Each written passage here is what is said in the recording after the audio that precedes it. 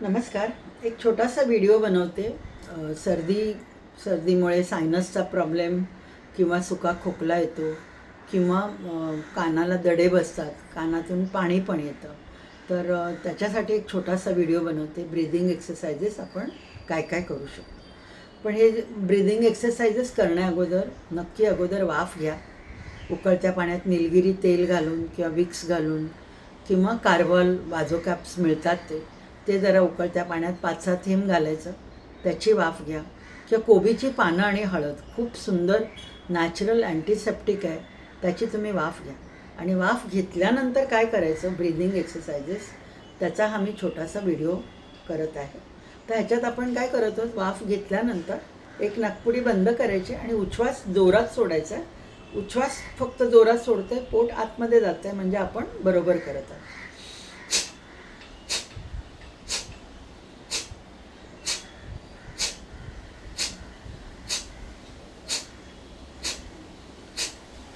तसंच दुसऱ्या नाकपुडीने.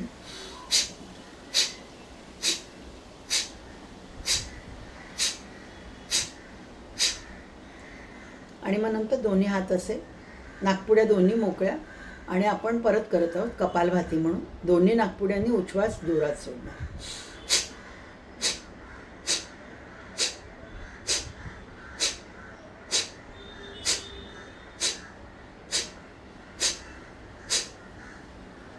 एक 8 ते 10 स्ट्रोक एकेका नाकपुडींनी, परत 8 ते 10 स्ट्रोक दुसऱ्या नाकपुडींनी, आणि मग नंतर 10 ते 15 स्ट्रोक दोन्ही नाकपुड्या मोकळ्या.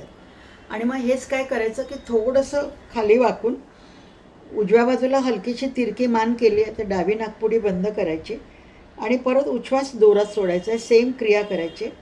सायनस आपले जे असतात ते सायनसमध्ये काही वेळा सर्दी साठलेली असते, मधल्या कानामध्ये सर्दी साठलेली असते, तर ती मोकळी होणार आहे.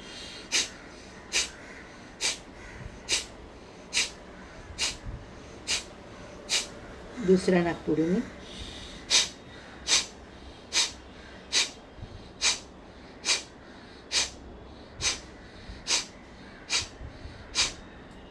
असं जरा मान खाली ठेवून दोन्ही नाकपुड्यांनी आपण आता करत आहोत. ॲक्टिवली उच्छ्वास सोडत आहोत. उभ्याने पण आपण करू शकतो. मान रिलॅक्स ठेवलेली आहे मी.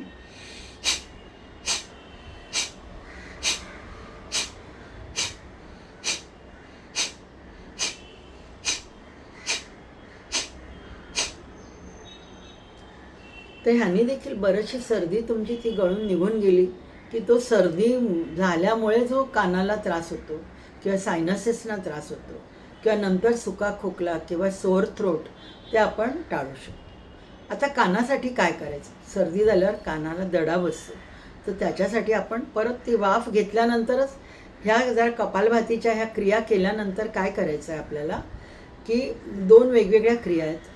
एकदा श्वास घेतल्यानंतर आपण श्वास कोंडून ठेवणार आहोत आणि गाल फुगवणार आहोत, आणि दुसरं चिक्स ब्लो करणार आहोत, आणि दुसरं जे आहे उच्छ्वास सोडल्यानंतर नाकपुड्या बंद करून आवंढा गिळल्याचं नाटक करणार आहोत. तर एक पॉझिटिव्ह प्रेशर मिडल इयरमध्ये राहणार पहिल्या क्रियेत, आणि बाह्यकुंभक म्हणजे उच्छ्वास सोडल्यानंतर जी क्रिया करतो त्या आंतरकुंभकमध्ये परत ते मधल्या कानावरती प्रेशर येतं. ते दोन्ही तुम्ही केलं तर तुम्हाला कळेल काय होतं, आपल्या कानामध्ये काय होतं ते आपल्याला जाणं. तर ते मी क्रिया तुम्हाला करून दाखवते. वाफ घेतल्यानंतरच करायचं आहे हे मात्र लक्षात ठेवा, कारण वाफ घेतल्याने सर्दी पातळ होणार, मोकळी होणार, सायनसेस मोकळे होणार, हे जरा ब्रीदिंग व्यायाम एक्सरसाइज केल्यानंतर. आणि आत्ता आपण कानाचा व्यायाम करतो. पहिला जो आहे दीर्घ श्वास घेऊन नाकपुड्या बंद आणि गाल फुगवणार. आपल्या कॅपॅसिटीनुसार आपल्याला ते मेंटेन करायचं. आपल्याला जेवढं मेंटेन करता येईल तेवढा वेळ आपण श्वास कोंडून धरतो.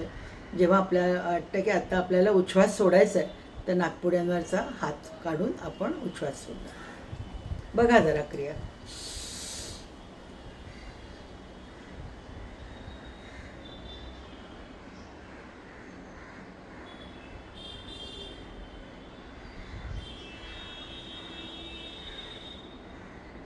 नाकपुड्यांवरचा हात काढला, उच्छ्वास सोड. आणि एकदा बघा.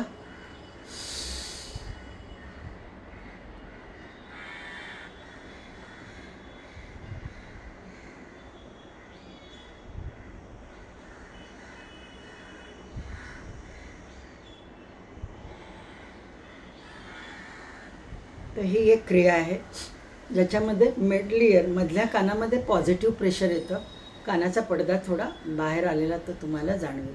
जेव्हा ही क्रिया कराल तेव्हा तुम्हाला नक्की जाणवेल. दुसरी जी क्रिया आहे ती उच्छ्वास सोडल्यानंतर नाकपुड्या बंद करणार आहोत. श्वास घेणार, उच्छ्वास सोडणार, उच्छ्वास सोडल्यानंतर नाकपुड्या बंद आणि आवंढा गिळण्याचं नाटक.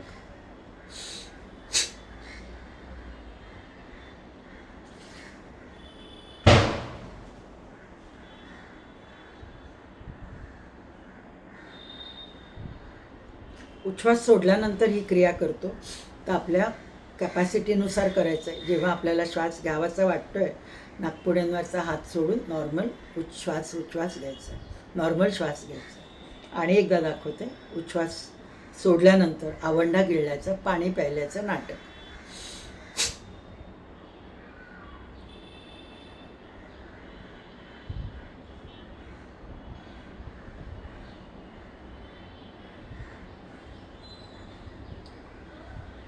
या दोन्ही जर क्रिया आपण केल्यात तर कानाचा जो दडा बसतो तो कमी येईल, नक्की कमी येईल.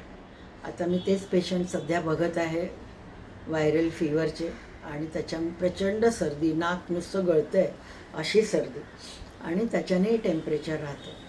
तर नक्की ह्या क्रिया करून बघा. सर्दी, इवन आपला जो नंतर सुका खोकला वगैरे राहतो तो पण ह्याच्याने बऱ्यापैकी कमी येईल. Thank you very much.